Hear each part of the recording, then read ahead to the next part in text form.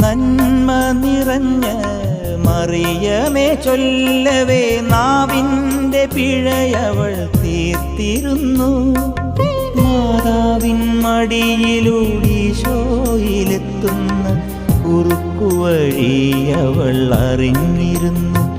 എൻ്റെ പ്രാർത്ഥന താളമതായിരുന്നു. എന്നമ്മയെ ഓർക്കുമ്പോൾ മാതാവേ നിന്നെ ഞാൻ ഓർക്കുന്നു മിഴിനീരോടെ. എന്നമ്മയെ ഓർക്കുമ്പോൾ മാതാവേ നിന്നെ ഞാൻ ഓർക്കുന്നു മിഴിനീരോടെ.